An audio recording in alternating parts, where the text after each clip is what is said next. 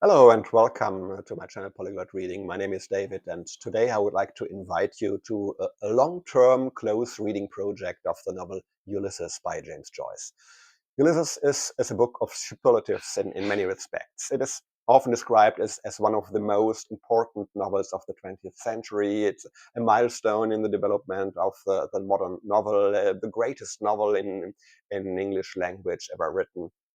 But it's also one of the most complex and difficult novels to understand. Not only because of James Joyce's many formal experimental tricks, but also because of the variety of sometimes obvious, but sometimes also quite hidden references to other works of literature, to historical events, to myths, legends, and religions and cultural traditions. So, in other words, this is a challenging work that is best approached together. And this is exactly what I would like to invite you to. In this launch video, I would like to give you an idea of I would like to invite you to get involved with me together to help you decide whether this is something for you, and because it's certainly not a project that the vast majority of the channel subscribers will follow. So in this video, I will introduce you to the following points, which we can also select individually by using the timestamps. So we'll talk about, so when does this project start? Where is it going to take place? How does it work? And then I will talk a bit about a suggestion for a preparation phase. I will say a little bit about so why prepare at all, and prepare with what, and how to prepare, in what order, and when to prepare. So when does the project start? Of course, the actual close reading of the novel starts on Bloomsday, so that's June 16th, 2025. And the project will last 1 year until June 16th, 2026. So why exactly June 16th? Because that's the day of the novel. Despite its length, the plot of the novel only takes place um, in Dublin, Ireland, on a single day, on this day, which is also specifically mentioned in the novel as June 16th, 1904. So in this novel, we experience this very day in the life of the protagonist, Leopold Bloom. And, and for James Joyce fans and enthusiasts all over the world, this date is therefore legendary. It's celebrated as so-called Bloomsday, making reference to this surname of Leopold Bloom. That means also our project will start on June 16th, but that's only half of the story. It actually starts today on January 16th. So that's not a coincidence, the 16th. And to increase the anticipation, there will be something to prepare on the 16th of each month until June. And I'll talk more about this in a moment. But let's start with the question, where is the project going to take place? The actual long-term close reading project starting on June 16th will not take place here on my main channel, Polyglot Reading, but on my secondary channel, which I have set up especially for this sort of nerdy niche projects. And at the moment, this channel is still called Thomas Mann Project, because at the moment there's a long-term reading project of Thomas Mann's novel The Magic Mountain going on there. It will last until mid or end of May. So if you are new to this channel, and if you would like to get a small impression, an idea of how I'm going to organize this kind of close reading project, you're welcome to take a look at the second channel to get an idea. I will probably rename the second channel with the start of the Ulysses project, because Thomas Mann project doesn't make any sense for a channel dedicated to the James Joyce Ulysses. But don't worry, you will be informed about it. I will announce it clearly on this main channel, and the starting video on June 16th will definitely be uploaded to both channels at the same time. And the new name of the second channel will be fixed in the starting video on June 16th at the latest. And I will provide a link here. So last but not least, please note that as usual for me, as you may have guessed from my channel name, the project will be multilingual. So I will also be reading the German translation and an Italian translation of the Ulysses at the same time in parallel, and I will prepare parallel videos in all three languages. So they won't be completely identical in content, because in particular in the German and Italian videos, there may arise the need to explain some idiomatic expression that are difficult to translate, that had to be circumscribed in the translation, or give some background information on cultural topics specific to Ireland or the English-speaking world in general. Okay, let's move on to the third point. How does the project work? So the project will have two phases, a preparation phase, starting right now, and the actual close reading phase. So I'll talk about the preparation phase in a minute, but about the actual close reading phase from June 16th on, it has a very simple structure.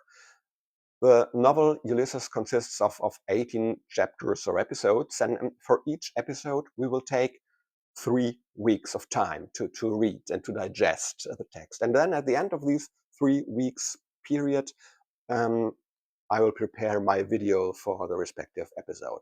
So the video released on June 16th will cover the first episode of the novel, and then the second episode will be discussed in a video that's going online on July 7th, and so on. And if all goes well, we will have the final and 18th episode of the Ulysses discussed on June the 8th, 2026. And then 8 days later, on Bloomsday 2026, there will be a final wrap-up video, or maybe we are going to make a live Zoom meeting to recap the project and to celebrate a small closing ceremony. So, but it's still a lot of time until May and until June, and so now let's talk about how we can bridge the time until then as sensibly as possible, and that's why I suggest to embark on a preparation phase. So why you may ask, why prepare at all? Do you have to? Do I have to? No, you don't have to prepare. You can also enjoy the reading and the project if you plunge in unprepared in the beginning of June. The preparation phase it's just a recommendation and an offer. The fact is that the novel Ulysses is legendary for something that is described with a daunting word, intertextuality, and this is something actually quite simple. It's namely that a literary text incorporates quotations, ideas, thoughts, plot elements from other older works of literature, or alludes to it. And such allusions and what they mean, which ideas and thoughts and resonate with them, this is sometimes difficult to recognize and to understand if you're not familiar with the literature and the other literary works quoted or alluded to in this novel. And Ulysses is full of those elements. It already starts with the title, Ulysses. It's just a variant of the name Odysseus, transported from Latin from Greek via Latin into English. And anyone who has taken a look at the table of contents of James Joyce Ulysses will have noticed that the titles of the sections and episodes, they are all names from the episode, from the Odyssey. So it is therefore obvious that the whole novel is laid out like a modern variation on themes from the Odyssey. So if you want to have an easier and better understanding, and above all, if you want to enjoy the reading more, it helps, for example, if you know at least the rough outlines of the characters, the plot, and the themes of the Odyssey. And there are a few other works beside Homer's Odyssey. If you read them, you simply will be able to understand better a lot of things in Ulysses and understand them more easily, and you'll certainly get much more pleasure out of the reading. So that's why I'm proposing a small 4-month preparation program here. So, but what should we read in order to be properly prepared? The most important works of Western literature or world literature that play a role in Ulysses are Homer's The Odyssey, the Bible, Shakespeare's Hamlet, and two early works by James Joyce himself, Dubliners and Portrait of the Artist as a Young Man. Let me try to explain why exactly those works are important and where to focus on just in case you're not prepared, for example, to read the whole Bible in advance. But let's start with the why. Okay, I think I've already made my points about the importance of reading the Odyssey. So well, how about the Bible? The protagonist of the novel, Leopold Bloom, he is Jewish and he is strongly influenced by the Jewish religion and its cultural traditions. And so we can easily notice this from his thoughts and memories that are described in the novel. For example, his memories of certain Jewish holidays and the celebrations that he remembers, certain phrases that his father used to quote on these occasions, etc. So a few basic stories of the Old Testament, especially of the book of Genesis and Exodus, and the story of Joseph and his brothers, who are seen as the progenitors of the 12 Israelite tribes, and the story how Moses leads the people of Israel out of Egypt. That's, so to speak, the founding narrative of the Jewish people and about the founding of the first Jewish state in the promised land. You have to know a little bit of that because many Jewish traditions consist precisely in the annual remembrance and celebration of these historical or mythological events. But Leopold Bloom lives in Dublin, Ireland, a country deeply, deeply influenced by the Christian faith, especially in its Catholic variant. And we encounter this Christian Catholic influence and also its points of connection, but also points of friction with the Jewish tradition and background of Leopold Bloom at quite a few points in the novel. So it's also very helpful to understand a bit of the foundations of Christianity.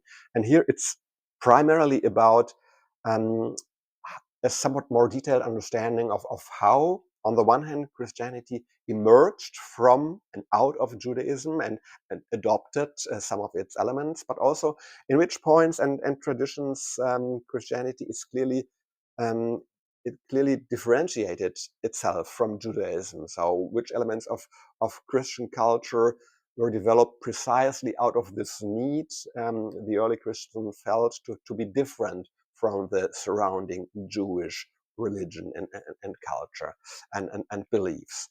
So having this in mind, we can also make a very smart selection which books or chapters of the Bible to read in the preparatory phase. I will talk about the details in a later chapter of that video. And then there's Shakespeare, of course. All English literature after the 17th century is somewhat influenced by Shakespeare. And on top of that, an important character in the novel, Stephen Dedalus, he is very intensively involved with Shakespeare's Hamlet. And he has his own interpretations, and which he also expands on in great detail in one episode. And so knowledge of this play, at least, is therefore very helpful in finding our way around Stephen Dedalus' word of thought. And last but not least, the two earlier works of James Joyce, Dubliners and Portrait of the Artist as a Young Man. If you want to or need to prioritize, you can skip Dubliners. It is somewhat interesting because also some of the characters who also play a role in Ulysses, they already appear in this short story collection, but knowing these details is not essential. What is much more important and interesting is the novel A Portrait of the Artist as a Young Man, which was written closer in time to Ulysses, around 1914, 1915. But the important thing is that it describes the youth of Stephen Dedalus, who is also one of the most important characters in Ulysses. And it also helps us to understand the author a little bit better because there are a lot of autobiographical elements of James Joyce in this biography of Stephen Dedalus. Okay, but how, in which order, and perhaps also which selection should you read of these works in this preparatory phase? I have a clear suggestion, and I will personally read these works more or less in the order in which they were written, and then make a video about it every month. So the schedule of the preparation phase is as follows. So on February the 16th, I will have read the Odyssey and will prepare a video working title, Traveling with Odysseus through the Aegean Sea. March 16th, I will have read some chapters of the Bible and make a video walking with Joseph and Jesus in the Promised Land. April 16th, pondering together with Hamlet at Elsinore. May 16th, growing up with Stephen Dedalus in Dublin. And June 16th, here we go, Bloomsday. Okay, now a few tips on the preparation, and especially for selection for the somewhat longer and due to the age also somewhat more difficult works, the Odyssey and the Bible. What should you read, and in which edition or form? The Odyssey. Okay, of course, you can read one of the or any of the many English translations of the Odyssey. There are so many that for me it's difficult to recommend a particular one. A common point of reference for a linguistically correct translation at a scholarly level are the bilingual editions of the Loeb Classical Library. I think these are bilingual editions, so you have the ancient Greek text and the English translation. So this is highly interesting for those of you who understand ancient Greek. Or is it called classical Greek in English? I don't know. Whatever. But you can also go for a less scholarly translation in a more accessible contemporary English. But I think that for our purpose, the key thing is to get a solid background knowledge of the main plot of the Odyssey, get familiar with the names of the key characters, and to know most of the challenges and dangers and adventures that Odysseus runs into. So it's less about the most sophisticated translation from the linguistic or historical point of view. So that means that also a retelling will do. And again, there are quite a few also something particularly made for children or young adults, and these will, I think these will do. If you want a closer link to James Joyce, you might want to take a look at a classic retelling, the Adventures of Odysseus, written by Charles Lamb in 1808. This is a version of the Odyssey told for children in the 19th century language, and we know that this was most probably the first encounter that James Joyce himself had as a boy with the Odyssey. So, and you can still buy a reprint of this at Amazon, but in the Internet Archive you can also find the very version that was printed in James Joyce's years, and with the original illustrations, mostly engravings, that surely had made their impression on James Joyce and were formative for how James Joyce started to imagine the Odyssey. And a more contemporary and more visual approach is the graphic novel, the Odyssey, by Gareth Hines or Gareth Hines. I don't know how to pronounce it properly.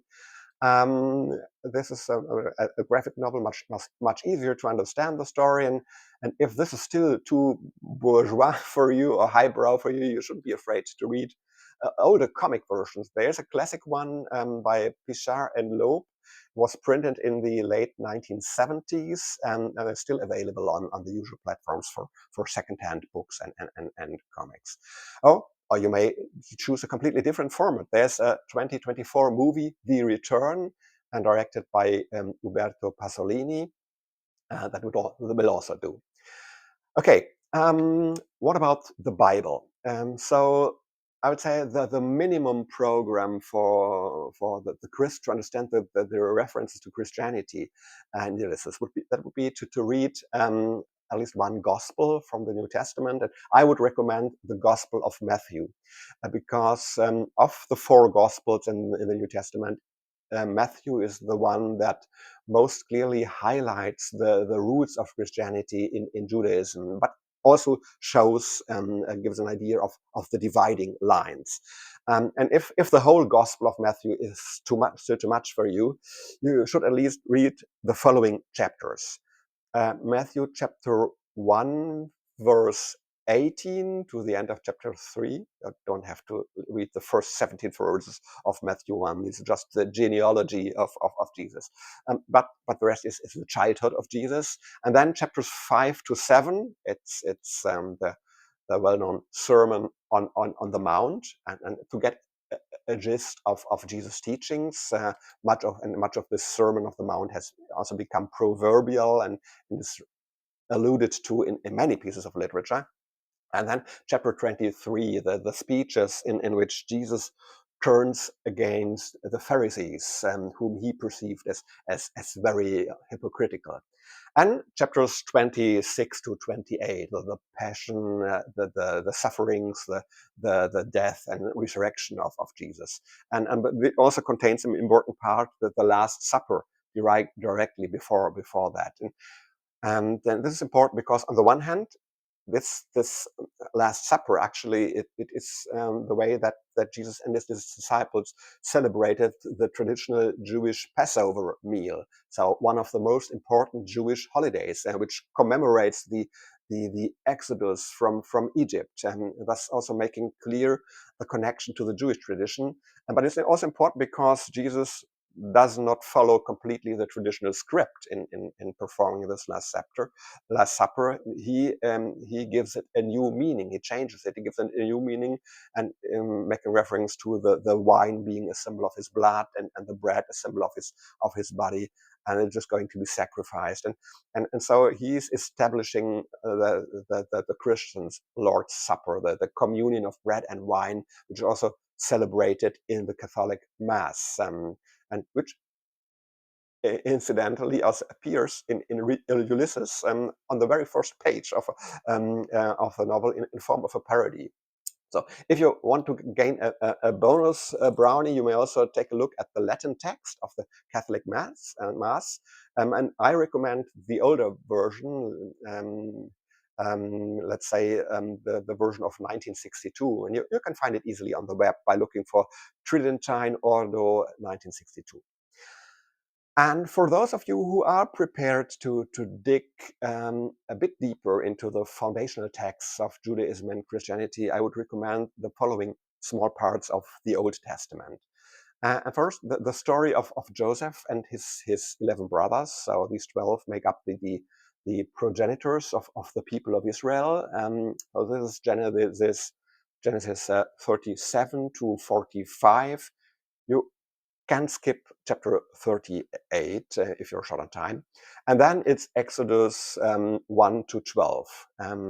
Chapters 1 to 12, it's the narration about the time of oppression in Egypt, the story Moses versus the Pharaoh. And then chapter 13, at least the first 10 verses. This is the preparation of the Jewish people for their departure. This is important to understand also the Jewish tradition of the Passover meal. So that's it. Well, that's it for today, for this announcement and invitation video. I hope I've been able to spark your interest in this project, so please let me know in the comments. Also, if there are any key questions yet unanswered. I'd be delighted if many of you were willing to embark on this journey, pun intended. And if you do so, have a lot of fun reading the Odyssey in one form or another. And yeah, see you here again on February 16th. And until then, have a great reading time. Take care. Bye-bye and ciao.